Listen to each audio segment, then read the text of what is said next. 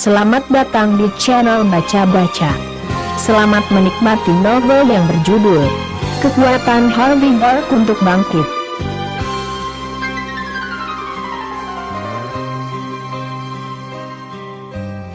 Bab 31. Aku khawatir itu tidak semudah itu. Shan sedikit mengernyit.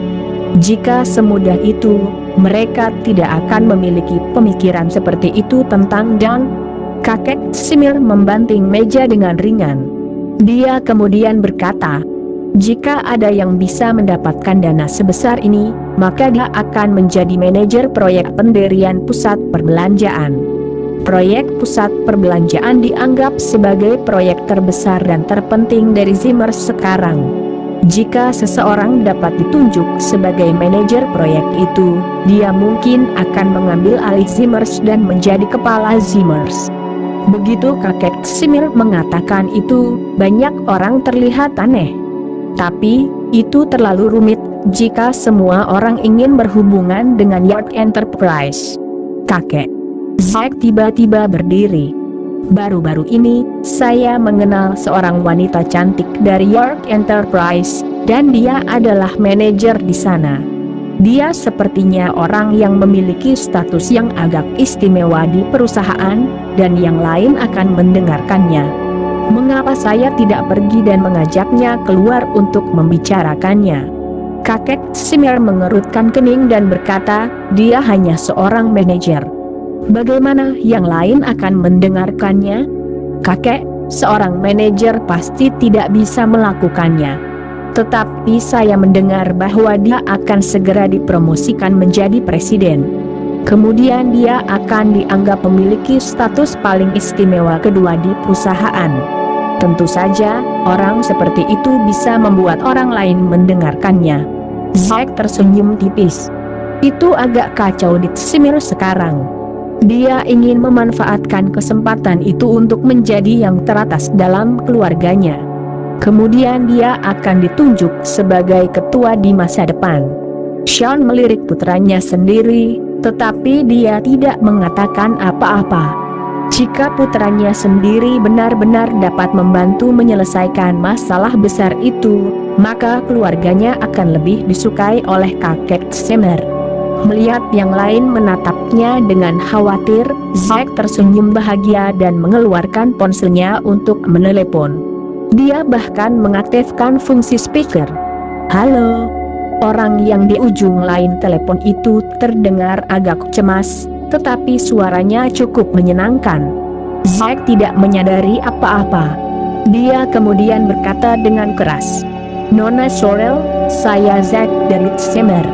Di ujung telepon yang lain, Harvey baru saja tiba di perusahaan dengan mengendarai sepeda listriknya karena insiden Down. Wendy sedang melaporkan pekerjaan itu ke Harvey sekarang.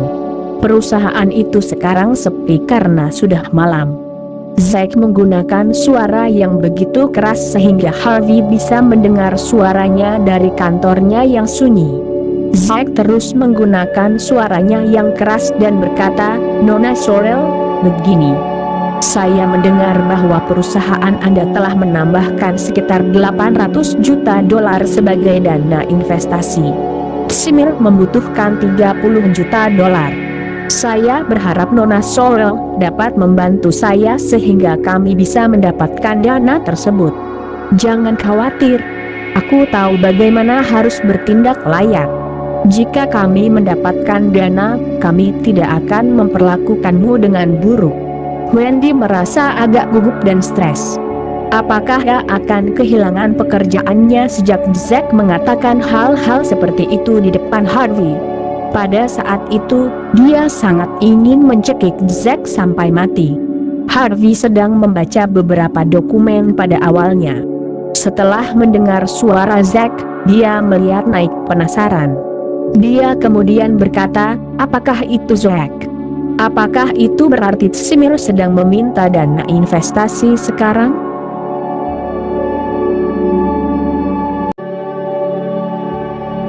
Bab 32. Ya, dia hanya salah satu kenalan saya. Saya tidak tahu mengapa dia tiba-tiba menelepon saya.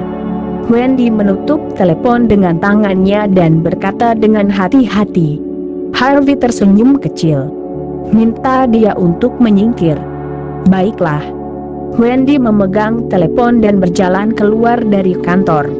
Dia kemudian berteriak dengan dingin, "CEO kami memintamu untuk menyingkir."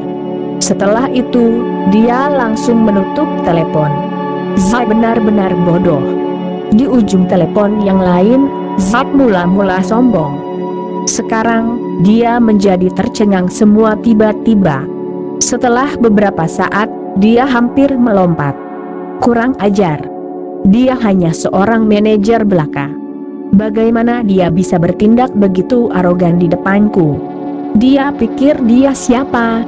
Bagaimana dia bisa memintaku untuk tersesat? Bagaimana dia bisa meremehkan Simir kita seperti ini? Keluarga Simir saling memandang dengan pasrah. Apakah Zack tidak mendengarnya dengan jelas barusan? Dia mengklaim bahwa CEO-nya yang meminta Anda untuk menyingkir. Kakek, York Enterprise sudah melampaui batas. Zack menggertakkan giginya. Bagaimana mereka bisa begitu berani dan memperlakukan Simir kita seperti ini? Mereka jelas memandang rendah kita. Haruskah kita meminta seseorang untuk pergi? Diam. Sebelum Zack bisa menyelesaikannya, kakek Simir memotongnya secara langsung. Jangan katakan omong kosong seperti itu. Saya mendengar bahwa CEO York Enterprise yang baru diangkat berusia awal 20-an. CEO itu cukup muda tetapi mampu. Jadi itu normal jika CEO cukup arogan. Saya telah mempertimbangkannya. Karena dia menolak semua investasi sebelumnya dan menambahkan 800 juta dolar lagi, dia jelas tertarik pada proyek luar biasa dengan kualitas tinggi. Bagaimana dengan ini? Siapa di antara Anda yang bersedia mewakili Simir kami untuk pergi dan bertemu CEO baru dan mencobanya? Apa? Mereka saling memandang tanpa daya. Tidakkah kakek Simir mendengar apa yang dikatakan Nona Sorrel di ujung telepon tadi? Dia dengan jelas menyebutkan bahwa CEO meminta Zack untuk menyingkir. Jika kita pergi dan memohon dana investasi seperti ini, bukankah itu seperti pergi ke sana hanya untuk dipermalukan? Ekspresi wajah kakek Simir memburuk. Dia tentu tahu bahwa tugas itu agak sulit. Jika mereka pergi untuk meminta dana investasi secara langsung, mereka mungkin akan ditolak dan dipermalukan lagi.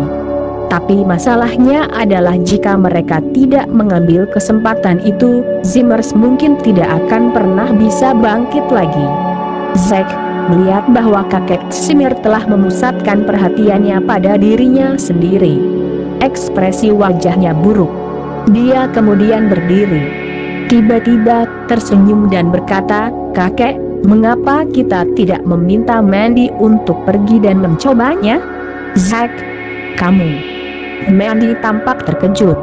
Zack memang tidak tahu malu. Dia dimarahi, tapi sekarang dia mendorong orang lain keluar. Apa yang salah? Zack berkata dengan dingin, "Kamu salah satu dari Simir kan? Lagi pula, bukankah perusahaan yang kamu pimpin membutuhkan 800 ribu dolar kan? Tidak apa-apa bahkan jika kamu gagal menangani perusahaanmu dengan baik. Sekarang kamu diminta untuk melakukan sesuatu untuk keluarga kami. Aku yakin kamu tidak akan melalaikan tanggung jawabmu kan? Selain itu, keluarga kita bahkan membantu merawat suamimu yang tidak berguna selama bertahun-tahun. Aku yakin kamu tidak bisa tinggal di sini secara gratis tanpa kontribusi apapun kan?" Berbicara tentang itu, Zack tersenyum dingin dan berkata, "Selain itu, dikabarkan bahwa CEO baru itu seorang pria muda. Mandy adalah gadis yang sangat menawan.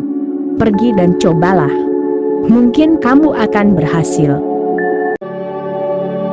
Bab 33. Kakek Simir tenggelam dalam pikirannya. Dia kemudian mengangguk. Karena dia paling memuja Zack di generasinya, dia segera menoleh untuk melihat Mandy ketika dia mendengar itu. Dia kemudian berkata, "Mandy, silakan saja. Anda tidak harus memilih waktu juga. Tidak ada waktu seperti sekarang. Pergi saja dan negosiasikan kesepakatan bisnis dengan York Enterprise besok. Anda harus berhasil. Saya tidak akan mengizinkan ada kegagalan." "Kakek, kupikir," Mandy tampak kesal. "York Enterprise baru saja memarahi mereka. Sekarang mereka ingin pergi dan merundingkan kesepakatan dengan perusahaan itu keesokan harinya. Bukankah seperti mereka sendiri yang meminta dipermalukan?" Kakek Simir tidak memberinya kesempatan untuk berbicara lebih banyak. Dia kemudian berkata dengan dingin, "Sudah diputuskan sekarang. Kamu hanya perlu memenuhi misi, bukan untuk mencari alasan." Setelah itu, semua Simir yang hadir menundukkan kepala dan berdiri. Mereka merasa beruntung. Itu memang tugas yang disayangkan. Orang yang dipilih untuk melakukan itu memang sangat disayangkan. Ketika mereka sampai di rumah, ekspresi wajah Lilian sangat buruk. Kakek Simir tidak memiliki kesan yang baik tentang keluarga mereka. Sekarang tugas yang hampir mustahil diserahkan kepada mereka. Mereka benar-benar tidak berdaya. Sebuah ledakan terdengar. Lilian memecahkan cangkir dan segera memarahi Harvey yang tidak berguna itu.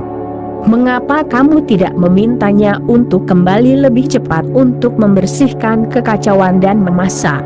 Apakah dia ingin aku mati kelaparan?" Mandy berkata dengan lembut. "Bu, apakah Anda melupakannya? Dia pergi dan mengambil tempat saya sebagai sandera. Sekarang dia belum pulang. Saya tidak yakin apakah akan terjadi sesuatu padanya."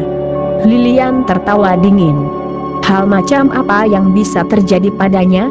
Dia tinggal di luar sepanjang malam, dan dia tidak kembali ke rumah. Pada awalnya, kami bahkan tidak punya alasan untuk menceraikannya. Sekarang dia harus menyetujuinya bagaimanapun caranya. Sungguh sia-sia. Sejak dia datang ke keluarga kami sebagai menantu yang menumpang, tidak ada hal baik yang terjadi dalam keluarga kami." Mandy sedikit mengkhawatirkannya. Dia mengeluarkan ponselnya. Setelah ragu-ragu untuk sementara waktu, dia masih tidak membuat panggilan. Keesokan harinya, Mandy berdandan dengan cara yang menawan dan mengendarai Porsche-nya ke York Enterprise dengan sedikit kegelisahan dan kekhawatiran. Orang yang melayaninya adalah sekretaris CEO, Ivan. Sekretaris itu tidak bersikap formal padanya. Dia tersenyum lembut dan berkata, "Apakah Anda Nona Mandy Simir?" Mandy tertegun untuk beberapa saat. Segera, dia menjawab dengan lembut, "Ya, saya. Silakan ikuti saya." Mereka naik lift, dan lift itu mencapai lantai tertinggi York Enterprise. Mandy masih sedikit tercengang. Meskipun dia belum mulai menegosiasikan kesepakatan bisnis dengan York Enterprise, dia mendengar bahwa CEO kantor terletak di lantai tertinggi. Dia bisa pergi ke sana secara langsung. Apakah itu berarti ada kesempatan untuknya? "Nona Simir, silakan lewat sini." Ivan memberi isyarat padanya. Setelah itu, Ivan membawa Mandy ke ruang resepsi di luar kantor CEO. Mandy kemudian diminta untuk mengambil sebuah kursi. Ivan tersenyum tipis. "Izinkan saya memperkenalkan diri kepada Anda terlebih dahulu.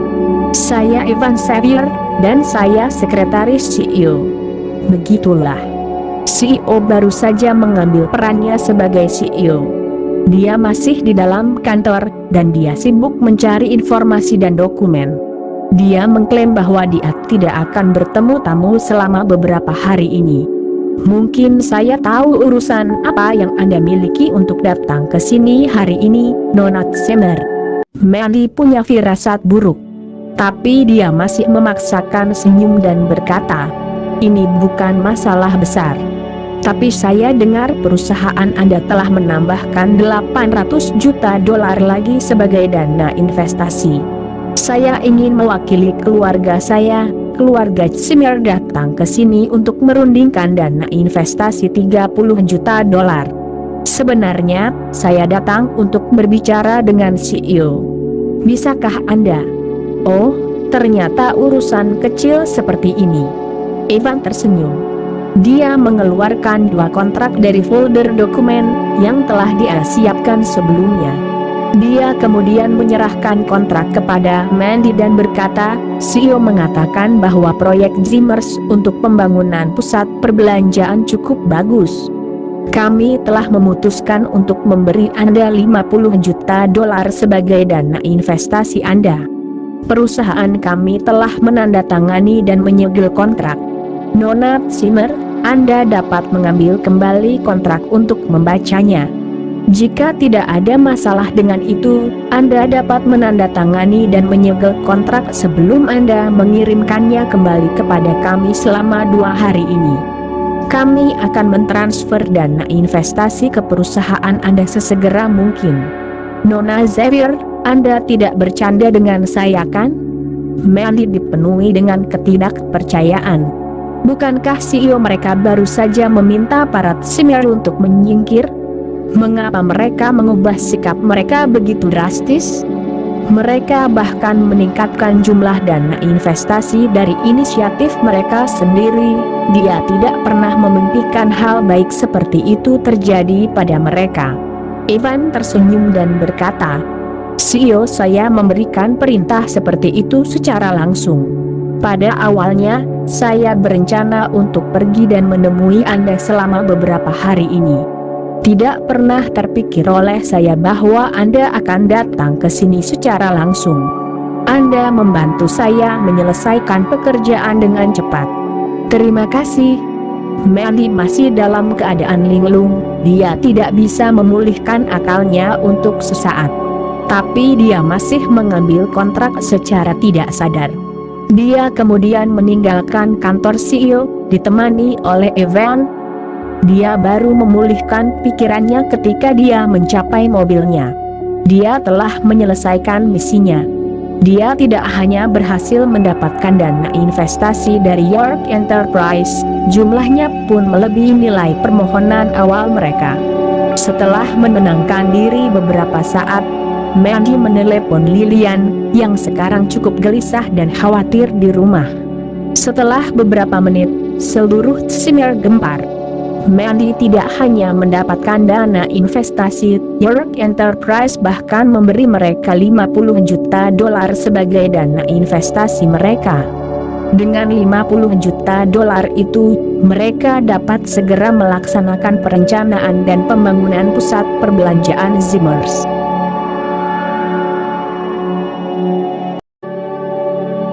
Bab 34. Malam itu di Villa Zimmer, para Zimmer berkumpul lagi. Banyak dari mereka saling memandang tanpa daya. Beberapa waktu lalu, mereka menerima kabar tersebut. Jadi mereka bahkan tidak makan ketika mereka bergegas pulang untuk pertemuan itu. Akhirnya, mereka mendengar bahwa York Enterprise tidak hanya setuju untuk berinvestasi di dalamnya. York Enterprise bahkan meningkatkan jumlah dana investasi atas inisiatif mereka sendiri. Mereka tahu betul bagaimana York Enterprise bereaksi malam sebelumnya. Hampir semua orang mendengarnya dengan jelas. Mereka berasumsi bahwa tugas itu tidak mungkin, tapi itu dicapai oleh Mandy sekarang. Mengapa? Mandy adalah putri dari putra ketiga di Zimmers. Dia biasanya tidak disukai. Selain itu, perusahaannya mengalami kerugian yang signifikan. Keluarga Zimmer akan segera mengusirnya. Namun, ternyata dia mendapat kontrak sekarang. Bagaimana jika dia disukai? Akankah Mandy akhirnya mendapatkan kesempatannya sekarang? Zack adalah orang yang paling sulit mempercayai apa yang telah terjadi. Jika Mandy berhasil, itu berarti dia tidak berguna. Mandy, kamu membuat kontrak dengan santai dan mengatakan bahwa kamu telah menandatangani kesepakatan dengan York Enterprise. Kamu bahkan mengklaim bahwa kamu telah memperoleh jumlah 50 juta dolar sebagai dana investasi secara langsung. Siapa yang kamu coba tipu di sini? Aku yakin kamu bahkan tidak berhasil bertemu dengan CEO York Enterprise. Apa aku benar? Kata Zack dengan nada meremehkan. Itu benar.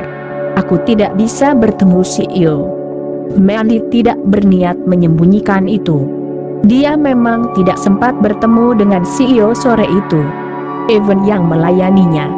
Tapi setelah Mandy mengatakan itu, semua orang dari Tsimir saling memandang dengan marah. Mereka bahkan belum makan, tetapi mereka terpaksa pergi ke sana dan mendengarkan omong kosong Mandy. Mandy, kamu bertindak terlalu jauh. Suamimu tidak berguna yang mengklaim bahwa dia adalah CEO. Kamu belajar darinya, dan kamu bahkan membuat kontrak palsu dan berbohong kepada kami. Apakah kamu pikir kamu bodoh?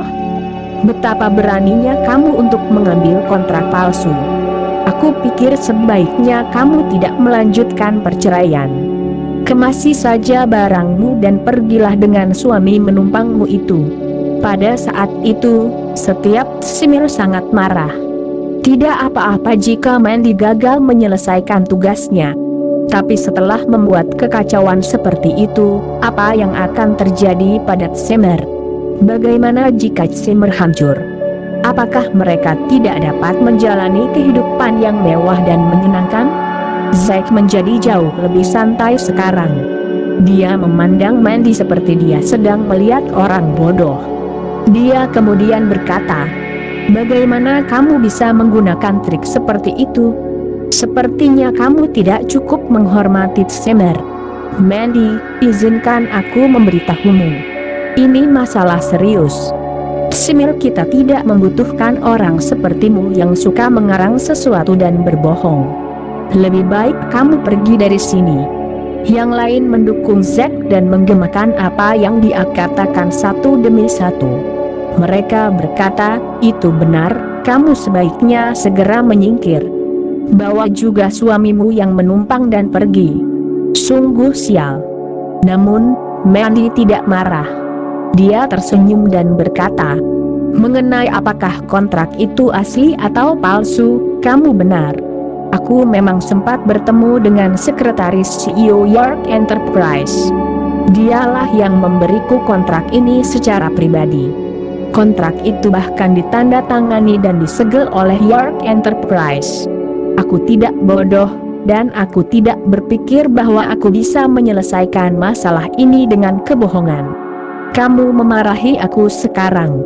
Jadi menurutmu kakek itu tidak bisa melihat dengan jelas karena usianya?" Jantung Zack berdetak kencang. Ekspresi wajahnya menjadi sangat jelek. Memang tidak ada artinya jika dia membuat kontrak palsu, dan itu akan membuat marah kakek Tsimir. Mungkinkah itu benar? Jika itu benar, bukankah aku akan menjadi bahan tertawaan sekarang? Mandy, jika kontrak ini memang asli, beritahu kami tentang itu. Bagaimana kamu bisa menegosiasikan kesepakatan seperti itu dan mendapatkan kontrak ditandatangani? Zack menggertakkan giginya dan berkata. Mandy ragu-ragu untuk beberapa saat. Dia kemudian berkata dengan lembut, Aku tidak melakukan apa-apa. Setelah aku pergi ke York Enterprise, Nona Zaire memberitahu bahwa proyek pusat perbelanjaan Tsimir kita cukup bagus. Oleh karena itu, mereka berjanji untuk memberi kita sejumlah uang 50 juta dolar sebagai kesukaan investasi kami secara langsung. 20 juta dolar lebih banyak dari yang kami perkirakan. Sebuah keributan terdengar. Begitu dia mengatakan itu, ada kegemparan. Semua orang mulai membahas itu. Ternyata seperti ini, jadi itu berarti Mandy tidak melakukan apa-apa, dan dia mendapatkan kontrak yang ditandatangani langsung. Ya, itu benar, aku pikir dia cukup mampu, tapi dia hanya beruntung. Zack juga menghela napas lega. Dia kemudian berdiri dan bertepuk tangan. Dia berkata, kakek, aku mencari tahu sekarang. CEO mereka memarahi saya, dan dia meminta aku untuk mundur kemarin.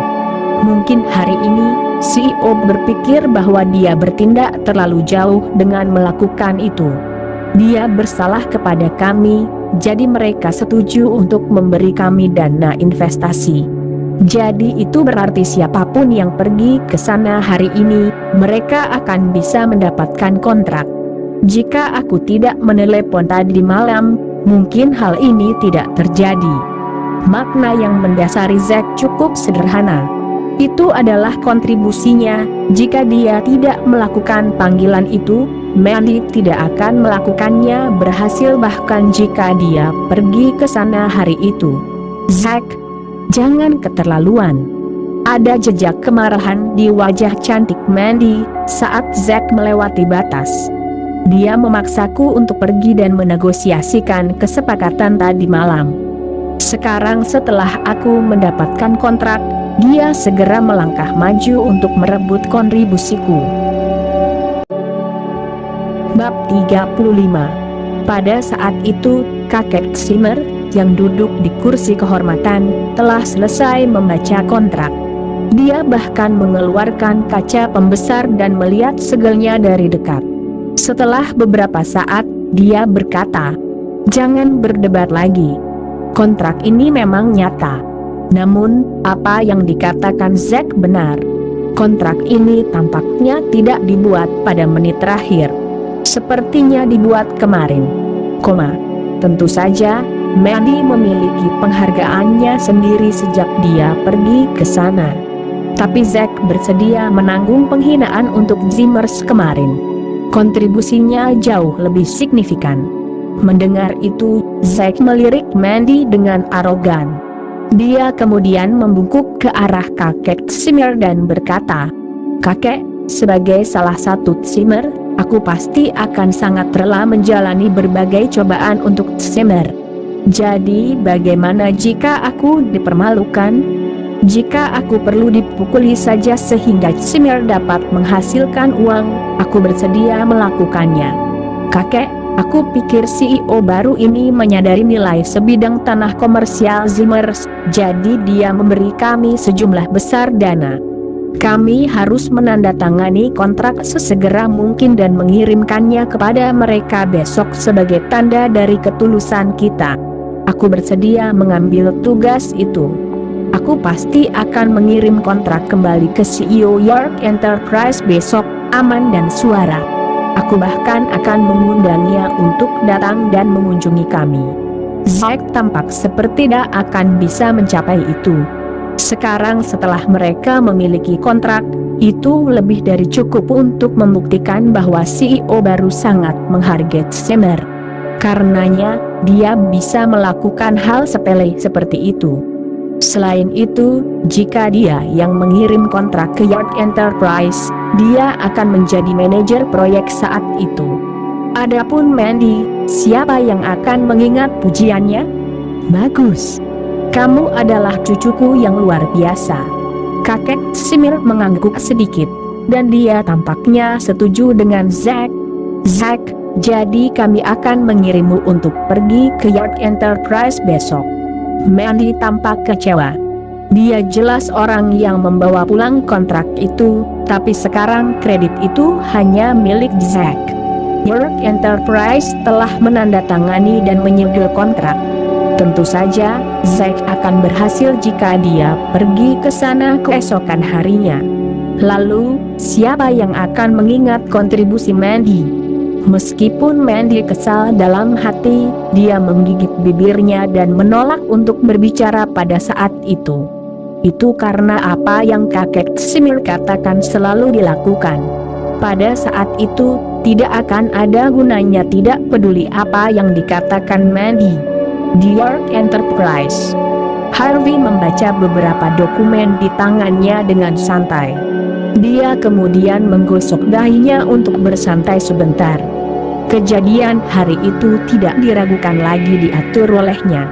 Pada awalnya, dia tidak ingin repot dengan Zimmer. Tapi Mandy telah pergi ke sana, dan dia menjadi berhati lembut. dia akan membantunya karena mereka telah menjadi pasangan menikah selama 3 tahun sekarang, dan dia memang telah jatuh cinta padanya. Pada saat itu, telepon lamanya tiba-tiba berdering. Begitu dia menjawab panggilan itu, dia mendengar Lilian meneriakinya dari ujung telepon yang lain. "Harvey, beraninya kamu untuk tinggal di luar sana daripada pulang ke rumah. Tidak apa-apa, kalau kamu tidak mau tinggal di Zimmers, jangan kembali ke sini lagi." Setelah menutup telepon, adik iparnya, Cynthia, meneleponnya juga. "Harvey, karena orang tidak berguna sepertimu, kakakku diganggu hari ini. Betapa beraninya kamu untuk tidak pulang. Kamu benar-benar orang yang tidak berguna." Setelah 2 panggilan itu, Harvey sedikit mengernyit. Dia masih tidak tahu apa yang telah terjadi. Pada saat itu, dia mendengar ketukan di pintu. Sekretarisnya, Evan, memasuki kantor. "Chuan York, Anda meminta saya untuk pergi dan menarik $800.000 dari bank. Saya sudah mendapatkannya sekarang. Selain itu, saya telah mengubah sebagian saham emas menjadi dolar sesuai permintaan Anda." Evan meletakkan kartu hitam Amex di depan Harvey dengan hormat. CEO-nya memang sangat kaya. Ketika dia pergi untuk melaksanakan tugasnya, dia terkejut dari akalnya dengan jumlah uang di rekening bank itu. "Saya belum membeli mobil. Beri aku tumpangan pulang," kata Harvey. Awalnya, dia memutuskan untuk kembali ke Zimmers lagi. Karena dia sudah mendapatkan uangnya, dia akan mengirimkannya ke Mandy kemudian. Dia bisa membantunya lagi. Di Desember, Mandy sangat kecewa. Itu jelas kontribusinya, tapi semua pujiannya telah direnggut oleh Zack. Lagi pula, perusahaannya masih membutuhkan $800.000. Dia gagal mendapatkan itu dari Don. Sekarang, dia tidak tahu dari mana dia bisa mendapatkan dana sebanyak itu dalam waktu sesingkat itu. Dia memang cukup bingung.